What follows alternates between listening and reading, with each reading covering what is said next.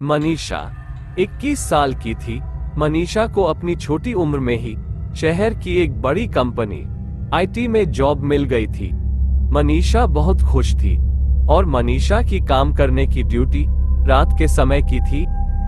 मनीषा की ड्यूटी रात 12 बजे की ही थी। वो अपना काम खत्म करके बस स्टैंड पर आ जाती है और बस का इंतजार करने लगती है। मनीषा कुछ देर तो बस का इंतजार करती है, फिर जब बस आती है तो वह बिना रुके वहां से सीधी चली जाती है। अरे, आज इस बस वाले को क्या हो गया? रोज तो ये बस वाला बस को रोक लेता है, लेकिन यह आज बिना रुके चला गया। मनीषा के पास एक साइकिल थी। वो अपनी साइकिल लेकर रेलवे स्टेशन की तरफ जाती है और कुछ समय बाद मनीषा रेलवे स्टेशन पर पहुंच जाती है और रेलवे स्टेशन पर अपनी ट्रेन के आने का इंतजार करने लगती है। अरे, यह क्या हो रहा है? रात के 1 बज गए और मेरी ट्रेन अभी तक नहीं आई। और कुछ देर बाद उस रेलवे स्टेशन पर ट्रेन आ जाती है और मनीषा उस ट्रेन में बैठ जाती है और ट्रेन वहां से चली जाती है। फिर मनीषा ट्रेन की सीट पर जाकर बैठ जाती है। वहां पर 2 पैसेंजर और बैठे हुए थे।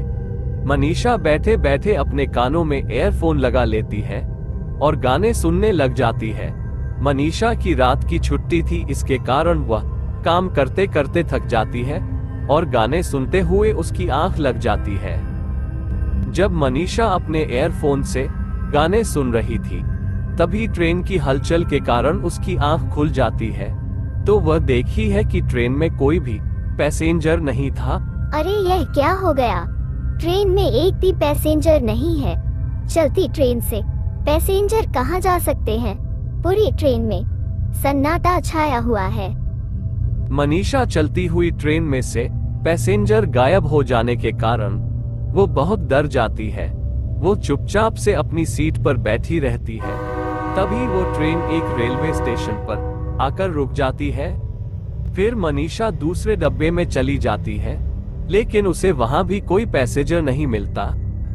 फिर मनीषा अपने फोन को चेक करती है तो उसके फोन में कोई चेतावनी दे दी जाती है और कुछ देर बाद उसकी फोन की बैटरी डाउन हो जाती है।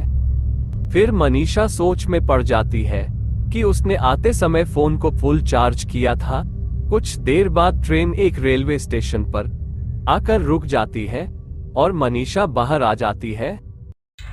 फिर मनीषा जब बाहर आकर अपना फोन देखती है तो उसके फोन की बैटरी फुल चार्ज बता देती है। वह घबरा जाती है और सोच में पड़ जाती है और अपने पापा को फोन लगा देती है। पापा, मैं रेलवे स्टेशन पर फंस चुकी हूँ। मुझे कुछ समझ में नहीं आ रहा है और इस रेलवे स्टेशन कोई आदमी भी नहीं है। अरे बेटा, तुम बिल्कुल ही मत घबराना और तुम्हारे आसपास देखो कि कोई तुम्हें मिल जाए, या फिर तुम एक काम करो, ट्रेन के अंदर जाकर बैठ जाओ और लोकेशन चेक करो कि वह ट्रेन कहाँ पर है। तब तक मैं तेरे पास आने की कोशिश करता हूँ। अरे, यह क्या हो गया? मेरी फोन की बैटरी वापस कम हो गई। मुझे तो बहुत डर लग रहा है यहाँ पर।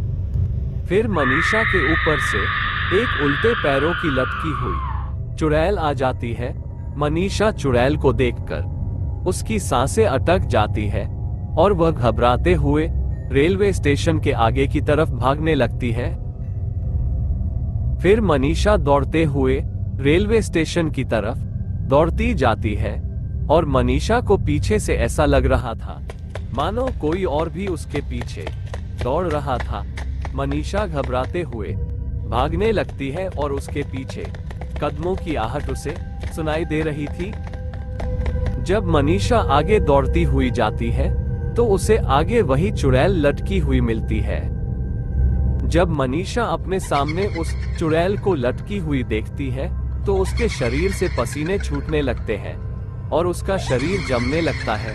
मनीषा चुड़ैल को देखकर वापस उसी रास्ते पर दौड़ने लगती है और मनीषा को कदमों की आहट फिर से सुनाई देने लगती है। मनीषा आगे की तरफ दौड़ी जा रही थी जब मनीषा अपने पीछे कदमों की आहट सुनकर आगे की तरफ दौड़ने लगती है तो अचानक उसके सामने वो चुड़ैल आ जाती है। मनीषा चुड़ैल को देखकर बेहोश होकर वहीं पर गिर जाती है। जब कुछ घंटे बाद मनीषा को फिर से होश आता है। अरे ये कौन सी जगह है और मैं यहाँ पर क्या कर रही हूँ और यहाँ पर इतना अंधेरा क्यों है? फिर मनीषा अपने पापा को फोन लगा देती है। पापा आप कहाँ पर हो? मुझे बहुत डर लग रहा है। ये जगह बहुत सुनसान है और यहाँ पर दूर दूर तक कोई आदमी भी नहीं है और मुझे यहाँ पर एक डरावनी औरत दिखाई दी। मुझे बचा लो पापा, मुझे बहुत डर लग रहा है। अरे बेटा तुम डरो मत, मैं तुम्हें कुछ नहीं होने दूंगा। तुम बस हिम्मत से काम लो, मैं जल्दी तुम्हारे पास आ जाऊंगा। पापा आप जल्दी मेरे पास आ जाओ, मेरे से अब नहीं रुका जा रहा है। मुझे डर लग रहा है, कहीं वो चुड़ैल मुझे मार ना दे। मुझे बचा लो पापा।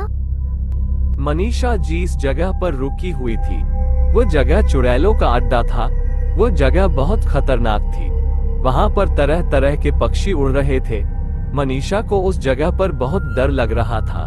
तभी मनीषा के सामने एक जोर से चिल्लाते हुए चुड़ैल आ जाती है।